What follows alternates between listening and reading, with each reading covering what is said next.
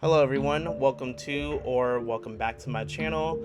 I have been covering the different characters within the Outlast trials. I have the Night Hunter, Mother Gooseberry, Henrietta, also Franco Bambino, and the Pusher slash Skinnerman. Today I'm focusing on the Beserker, and I have not forgotten about Coil or the Pitcher. Coil in the Pitcher is coming soon. Coil is coming next week, and then the Pitcher is coming the week after. But today we will be focusing on the Beserker with their physical appearance, their personality within the trials, and the little bit of information that we do have for their backstory. So if this video does interest you, stick around as we're going to dive into the Beserkers of the Outlast trials. I shall deliver your punishment. Suckers, you think you can break me like that? With an animal carcass? Is that you, Sweet Pea? You should have turned down this bounty, Talos. I'll see you soon.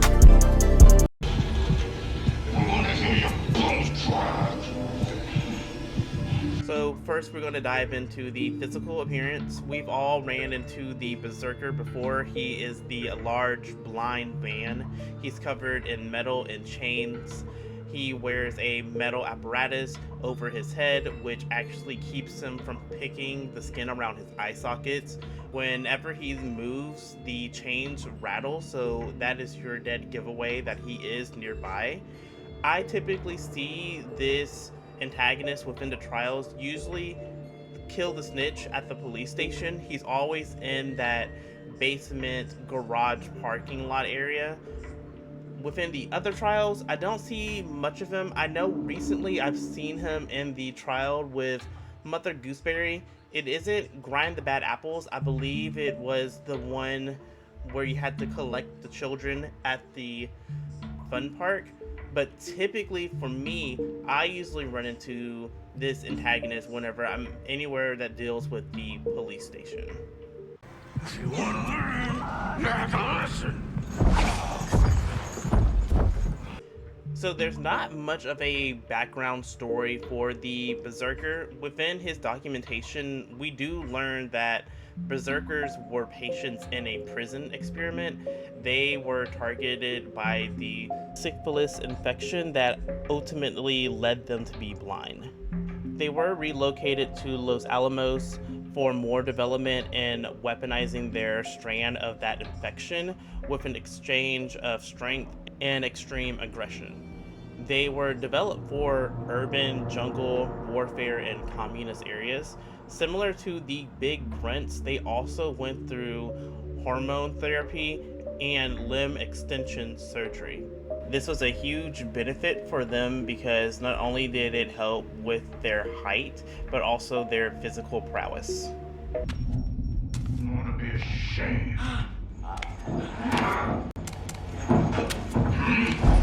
Now we're going to dive into the personality of the Beserker within the trials. So the Beserker, when you first come across him, he's usually in a random spot swinging at the air, and with that information alone, we can all assume that he's in a constant state of being combative, barbaric.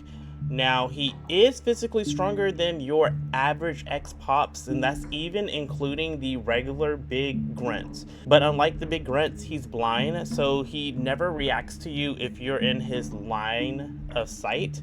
But he's very sensitive to sound, whether you are running or if you step on a piece of glass by accident. Let's say that you're playing the trial Sabotage the Lockdown. You move too fast with that gas can, he will automatically hear you, and next thing you know, you are looking like the average character running for your life in the next scary movie. Out of the 6 rigs within the game, I know there's the blind one and also the stun one, so your best bet if you do come across the Beserker, either option 1, you throw a stun rig at him to temporarily stop him.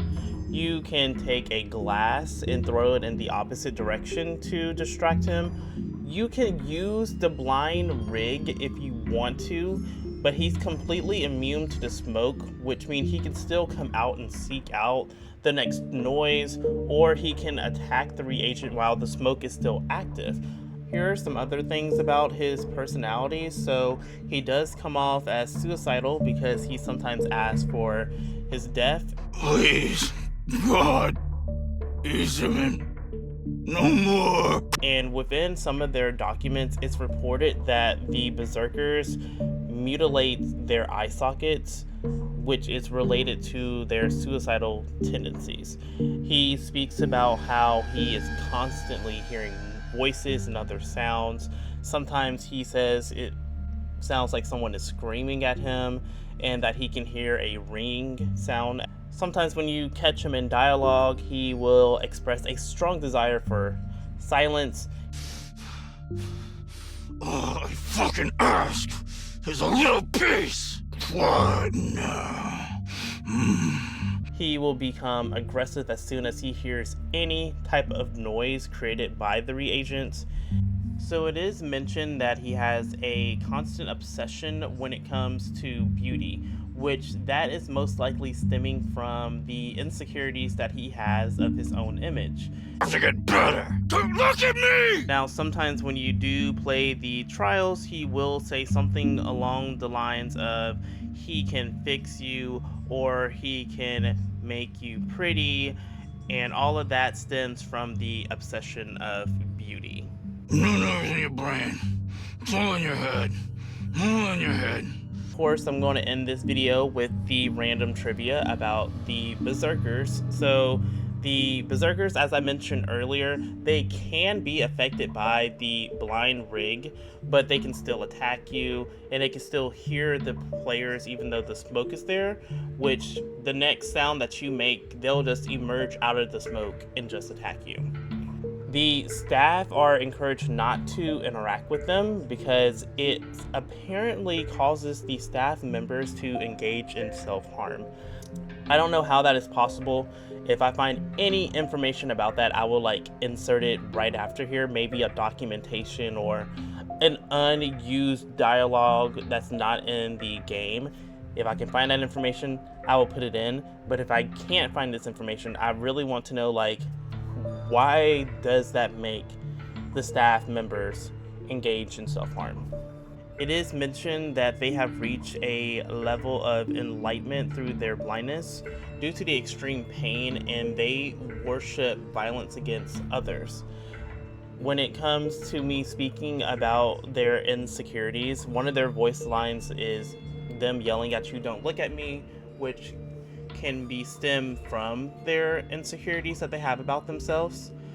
I didn't know this, but in the 4th issue of Outlast, the Murkoff Collections, an X-Pop similar to the early concept for the Berserkers was used by Clyde Perry to force Doris into giving up information about Amelia. Hopefully I can tie this all together because we have the Berserkers being used against Doris to give up information about Amelia.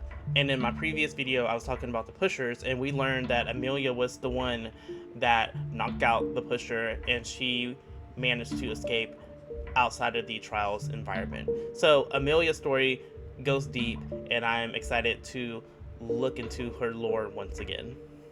And if you made it this far within the video, thank you so much for liking my content and tuning in every time that I do post. I really do appreciate it. As I mentioned earlier, I have Coil's video coming up next week, and then eventually the picture after that. Also, keep an eye out because someone commented on one of my previous videos wanting me to talk about the X-ray rig within the Outlast trials and how to use it within the trials. So I do have that video also going live this week, and I will go through the other 5 rigs as well in individual videos on how you can use those in the trials and how that can benefit you, whether you are playing solo or also with a group of people. Again, thank you so much for watching my content. Give me a huge thumbs up, subscribe to my channel, and if you are actively playing the Outlast trials, good luck on your therapy, and I'll see you next time. This is a little extra.